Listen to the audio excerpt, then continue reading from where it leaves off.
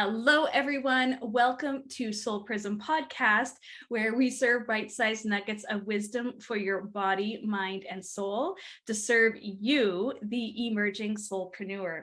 My name is Tammy Mack, and I'm really excited today to be chatting with Molly. I had a hypnotherapy session with her yesterday, which was so amazing because I got to play and bring out all of my goddesses and ascended masters that I work with. And they really showed up through the hypnotherapy session, which was so very cool. But Molly Summer is a registered core energy coach, hypnotherapist practitioner, meditation teacher, bioenergetics healer, and energy leadership index master practitioner.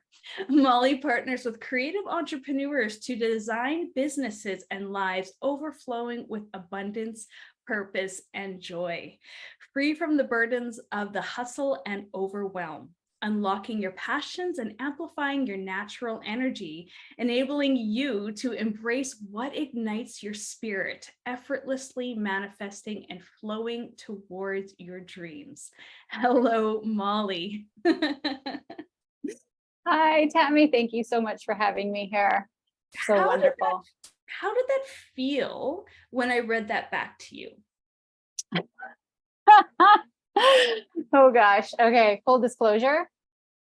I am a recovering people pleaser and seeker. No, not seeker. What's the word? Overachiever, recovering overachiever. And actually it comes back to the saboteur of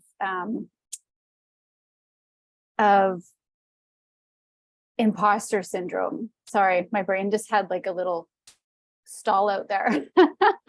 It comes back to imposter syndrome and the work I've been doing healing. So when you said that, I was like, wow, I'm so glad that I feel complete in who I am now, and I don't have to add any more titles to behind my name. I can relate because it's overwhelming and embarrassing how many certifications that I have.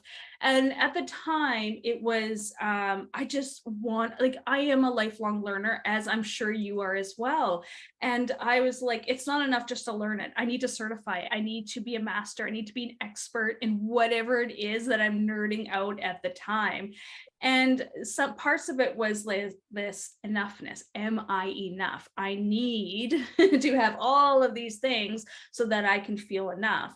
I've come to realize that it wasn't true at all. It really is the path of our mastery. And it really is this feeling of, I just love to learn. It has nothing to do with my self-worth or self-esteem. It's just truly who I am. I'm a student of life, and I'm sure, Molly, you are a student of life as well. Absolutely. I can very much relate to that. I love learning. I'm always reading.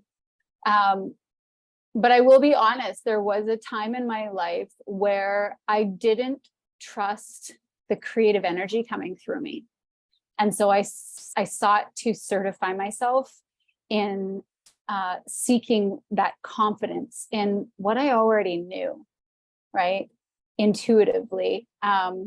When I would learn something in coaching or hypnotherapy, I would learn something and I'm like, I've been doing this for years intuitively, right? And it wasn't until I began trusting that intuition and trusting that creative process that I stopped seeking to certify myself, and really, stopped being the consumer and started becoming the producer, and really trusting and knowing that that knowledge is already inside of me.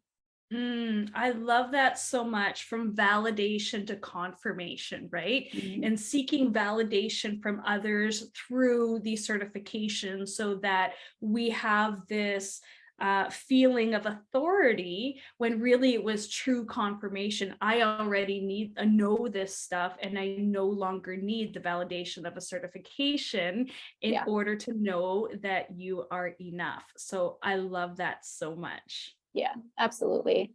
And I think, what started it all was like, I got my first vision when I was 14 years old. Right. And I remember being in grade 8, and I was in art class, and we were doing ink pictures. And I just kept getting this image of this tree. And it was this tree with these big roots and lots of branches and this huge full moon behind it. And it had this vine wrapped around it.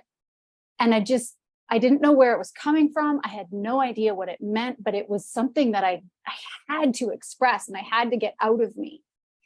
And so I started drawing it everywhere. And I started my first art project, which was these ink pictures of this tree.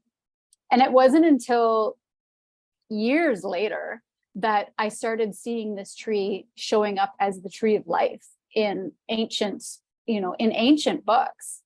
And I was like, this is what I've been seeing in my mind for so many years. And then when I was in university and I was studying art, I was getting a lot of imagery around pregnant bodies, full voluptuous bodies. And I remember my sculpture teacher wanting to teach me the curriculum and wanting me to do exactly what the curriculum said. And I balked against that. I was the thorn in his foot. I was like, I don't care what your curriculum wants me to do. This is what I'm going to do, because this is what's flowing through me. And it wasn't until he gave me full reign to just create that I started really producing amazing works of art and learning to trust that what I was producing was creative expression, right? And so fast forward 20 years when I started my business, and I left the old paradigm of, doing what you should be doing what should be making you money, doing what your education says you should be doing, or what your friends or your parents or whoever says you should be doing, and starting to follow your heart and what your purpose is and what your passions are. And I had to learn to trust that again, because it wasn't a sculpture. It wasn't a painting. It wasn't, your typical art. It was my business. And my business has become this creative expression of that creative energy. And so I had to learn how to trust that again and know that I was receiving those images and receiving the guidance for a reason, just like I had been back in the day. Thank you. Yeah. And that, constant need to create and consistent energy of creation. I really thought everybody was like that. It wasn't until recently, a couple years ago, that I was dating an artist, and he was in his flow, and I just called him up and I was like, hey, what are you doing? Let's do dinner. And he got so mad. And I was like, what's the big deal? And he's like, I was in flow, and like you disturbed me, and now I can't get it back. And I'm like, what do you mean? Like, can't everybody just like turn it on and off like I can? And he's like, no. So I really started learning how, like, what a gift it is to be able to, just kind of turn my awareness towards it. And it's flowing like a waterfall constantly, sometimes so fast and furious that I struggle to keep up with it. But it's just part of who I am. Well, absolutely. As a manifesting generator, we talk a lot about them being multi-passionate, right? And like starting lots of projects, but not always finishing them. And that is part of the creative process, because you have so much energy. You're always creating. And so really, having discernment of what is it that I actually want to follow through on, and what is it that I'm creating just to keep that creative energy flowing. So that's such a beautiful reminder as a manifesting generator. Let's talk about hypnotherapy, because I loved our session yesterday. I had so many breakthroughs in our session yesterday. In fact, afterwards, my heart was still recalibrating, and it felt like it was a super vulnerable, actually. And it was kind of like feeling like, when you meet a boy and you get like the pitter patters. I don't really know what that feels like, to be quite honest, but that's what I was like feeling, like, oh, like that feeling of anticipation, that feeling of excitement in my heart that I like really haven't felt in quite a while. And so it was really exciting. But what was it that got you into hypnotherapy, and why is it that you love using that modality with your clients? How wonderful. First of all, I want to like just acknowledge you for, being willing to go in and shift things around and open up your heart. And I love how you felt that. And as you're talking about it, I just see this little butterfly just starting to unfurl her wings and just kind of starting to flap and practice. And, as you go on and as you integrate these shifts that you've made, that will become stronger and stronger and stronger. And the Rumi quote, right? A butterfly flaps its wings on one side of the world and a tsunami happens on the other. So I can't wait to see how that shift begins to unfold for you. That's amazing. So hypnotherapy came to me because of my own process, actually. As a core energy coach, I work a lot with levels of consciousness and teaching a way to take the untangible of consciousness and perception and how we view the world, and turning it into a tangible matrix to be able to understand oneself and really see how we view the world and where we have blocks and where we're open, and then consciously creating and moving into what we want to create.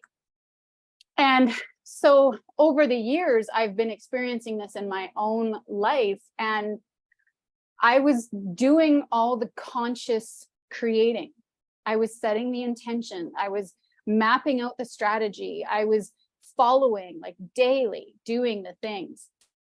And I would get to a point and I would butt up against a subconscious programming, and it would just all dissolve. And this was a cyclical pattern that I had been trying to shift for years, coming up against it every 6 months. And so last year, I took time off from coaching to really slow down. And my inner guidance was like, slow down. And then I would slow down, and my inner guidance was like, no, slow down, like slow motion, slow down. And so I did. And in doing that, I started doing this work in my own subconscious and bringing these energies to the surface and bringing these memories and parts of myself that were, I don't want to say lurking in the shadows, but in the rooms where the lights were off, right? And so this year, as it became more and more evident that this is where the big shifts were happening for me. I'm not a gatekeeper. Like, I can't keep this knowledge to myself. And I see so many people, business owners and creatives, struggling with the same things I struggled with, right? I'm not unique in that. We're all human. We're all reflections of each other. And so it was a no-brainer for me to dive into it and gain the skills. And again, once again, when I started learning about it and going through the therapeutic process of it all, I was like, kind of do this in my coaching, intuitive coaching anyways. So it was really an opportunity to marry what I was already intuitively doing and what is scientifically backed and researched and its whole self together, right? So I'm really happy to be able to offer it to my clients, because just like you, the shift is so evident with the people that go through this process with me. And I'm so honored to be able to hold that space for them. So, yeah. I love that so much. Like I truly love hypnotherapy. I've been, I'm a neuroscience nerd. I have been studying, all aspects of it, from like the intuition, from the spiritual, from the woo, right down to the biology, the chemistry, and the neurocircuitry in our bodies. And it's so amazing how much memories is in our subconscious, right? How much emotions and thoughts and beliefs that we aren't even aware that we're holding on to until we bump up that, that upper limit or that glass ceiling or whatever. And so really having that awareness of, okay, when I get to this certain point, as you said, 6 months for you, but when I see these patterns happening again, how can I support myself to feel safe to move forward in that? And so hypnotherapy is such a beautiful way to really know yourself a little bit more and help you, assist you, support you in when you are wanting to make those changes in your life.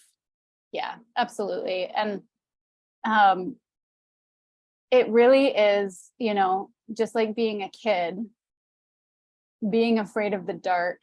Like I can remember being a little kid and like running through dark rooms, right? And getting to the other side and flipping on the light.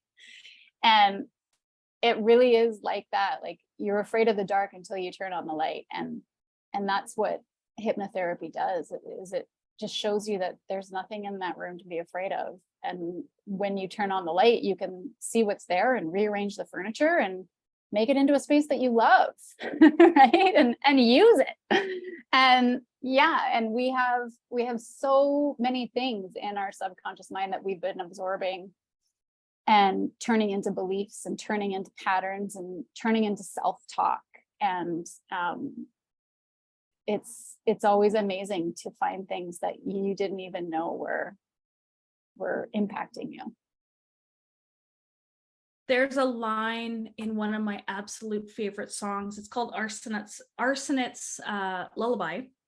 And the line is, don't tame your dragons, but keep them on a leash. Or is it, sorry, don't tame your demons, but keep them on a leash. Yeah. And I love that so much, because we really do get so much power from our pain. There's so much power, when we get to work with our, our darkness, our, the lower aspects within ourselves. Like their power comes from our core, from our root, from our sacral.